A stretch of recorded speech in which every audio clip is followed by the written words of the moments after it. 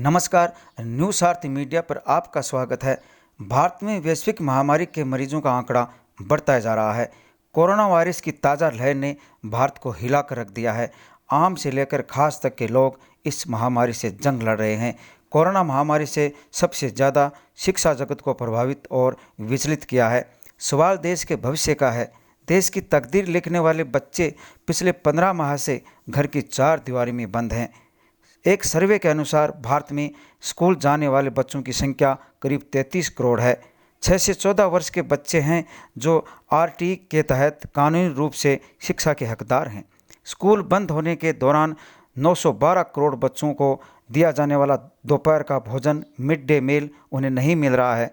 ये भोजन इसलिए भी ज़रूरी है कि एक स्टडी के मुताबिक भारत में गरीब परिवार अपनी आय का 75% हिस्सा खाने में लगा देते हैं।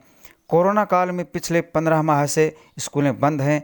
महामारी के कारण स्कूलों में खुलने में होने वाली देरी और लंबे समय तक ऑनलाइन स्कूलिंग की वजह से बच्चों की पढ़ाई पर तो असर पड़ा ही है, साथ ही बच्चों की आदत में बड़े बदलाव आने वाले हैं।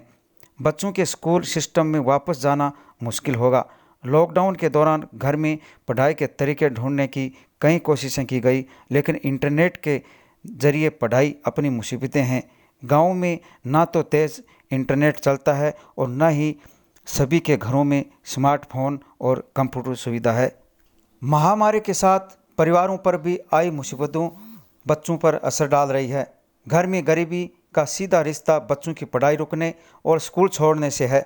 लॉकडाउन से निकलकर स्कूल जाने वाले कई बच्चों ने पैसों की कमी, घर में तनाव जैसी कई चीज़ें देख ली है। ऐसे में बच्चों की पढ़ाई और उनके मानसिक स्वास्थ्य का ध्यान रखने का काम स्कूलों के लिए बड़ा चुनौती भरा होगा।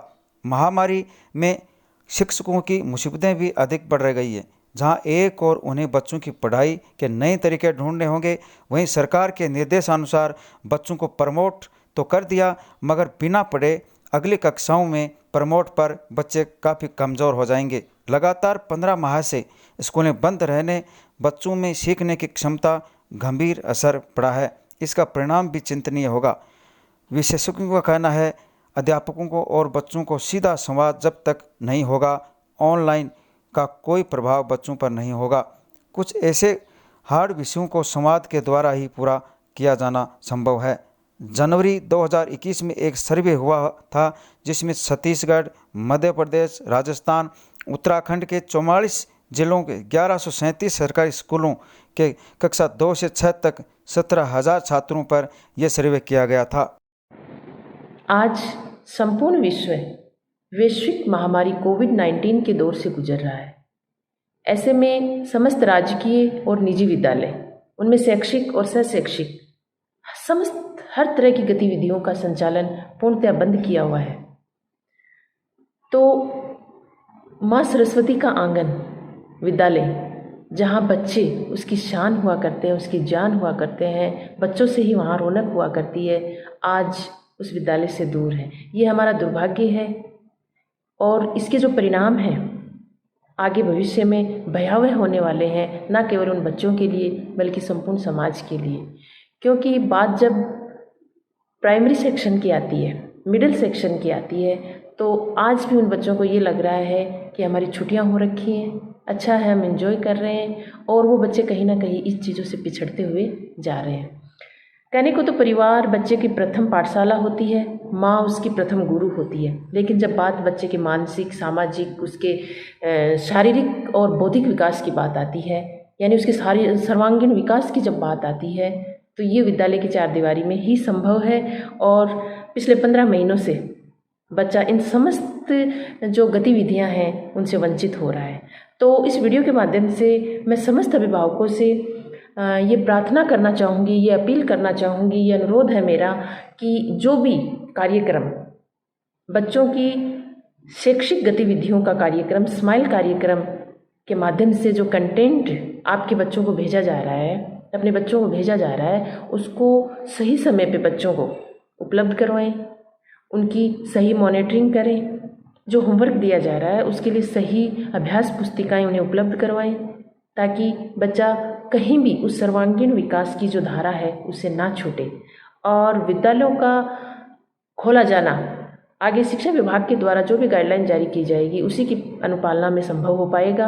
अतः जब तक विद्यालय में बच्चा नहीं आ पाता है तो ये उसके जो सर्वांगीण विकास है इसकी जिम्मेदारी परिवार पे आ जाती है। तो आप लोगों से सभी से ये अनुरोध है कि बच्चा कहीं भी इस धारा से छूटना नहीं चाहिए, और जब भी स्थिति सामान्य बनती है, बच्चा विद्यालय में आता है, तो कहीं भी उसको ये ना लगे कि वो आज इतने दिनों बाद स्कूल आया है तो वो तो पिछड़ गया है। तो थोड़ा सा उससे जुड़ाव रखिए ताकि उसका सामाजिक विकास हो सके। उसकी शैक्षिक और शैक्षिक गतिविधियों पर ध्यान दीजिए ताकि उसका शारीरिक विकास हो सके। और ये सारा जो आपका सहयोग है आगे भविष्य में जब विद्यालय खुलते हैं तो प्रत्येक टीचर के लिए बहुत ही अच्छा रहेगा, ऐसी मेरी आप लोगों से अपील है। संकट के इस समय में मैं सभी अभिभावकों एवं विद्यार्थियों से ये अपील करना चाहूँगी कि सभी विद्यार्थी अपना नियमित अध्ययन जारी रखें। अभिभावक शिक्षा विभाग की ओर से जो भी शिक्षण संबंधी कार्यक्रम बच्चों तक भेजे जा रहे हैं उनको उपलब्ध करवाएं। अभिभावक स्वयं उनके पास बैठें, इसकी जानकारी रखें कि बच्चा क्या पढ़ रहा है, उनको पढ़ने के लिए प्रोत्साहित करें, उत्साहित करें। मैं बच्चों से निवेदन करना चाहूँगी कि अगर किसी भी विषय में किसी भी प्रकार की कोई समस्या आती है या उसका कोई जानकारी आपको और चाहिए तो आप विषय अध्यापक से दूरभाष पर संपर्क करें। विषय अध्यापक इसके लिए तत्पर हैं कि वो बच्चों की जिज्ञासाओं को दूरभाष द्वारा दूर कर सकें। मैं अभिभावकों को उन कार्यक्रमों के बारे में थोड़ा बताना चाहूँगी जो विभाग की तरफ से पिछले 14 माह से निरंतर भेजे जा रहे हैं और बच्चों के निरंतर अध्ययन के लिए बड़े ही अच्छे साबित हुए हैं। स्माइल कार्यक्रम, इसके साथ साथ शिक्षा वाणी और शिक्षा दर्शन कार्यक्रम जो हर घर घर में बच्चों तक भेजे जा रहे हैं।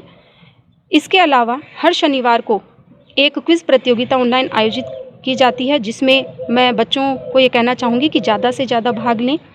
अगर किसी विषय में आप कमज़ोर हैं तो उस विषय पर ज़्यादा अध्ययन करें, ज़्यादा ध्यान दें। और इसके साथ ही आओ सीखे घर से कार्यक्रम छोटे बच्चों के लिए भेजा जा रहा है और प्राथमिक स्तर के जो बच्चे हैं इस कार्यक्रम के द्वारा अपना नियमित अध्ययन जारी रख सकते हैं। इसके साथ ही मैं सभी बच्चों को ये कहना चाहूँगी कि जैसे विद्यालय में दिन की शुरुआत हम प्रार्थना सभा से करते हैं और योगाभ्यास से करते हैं, तो सभी बच्चे उठ कर के ईश वंदना और योगाभ्यास को करते हुए अपने दिन की शुरुआत करें। शांत चित्त से सभी विषयों का अध्ययन करें और अपनी पढ़ाई को निरंतर जारी रखें। इसी संदेश के साथ धन्यवाद। महामारी के इस दौर में पिछले 1-1.5 वर्ष से आम लोगों को झकझोर कर रख दिया। आम लोगों के साथ साथ बच्चों की शिक्षा पूरी तरह चौपट हो गई।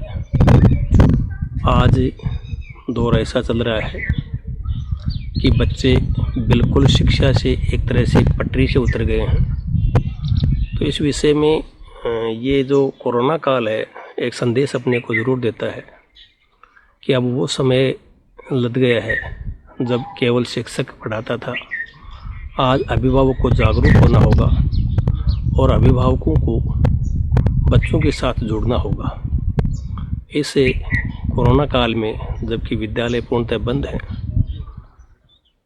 अभिभावकों को अपने बच्चों के लिए पाठ्य सामग्री उपलब्ध करवाकर उनको शिक्षा से जोड़े रखना होगा।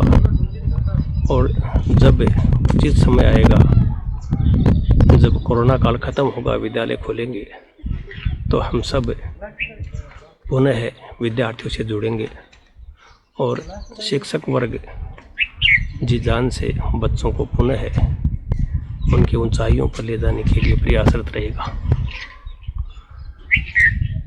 ऐसा नहीं है कि केवल अभिभावकों की चिंता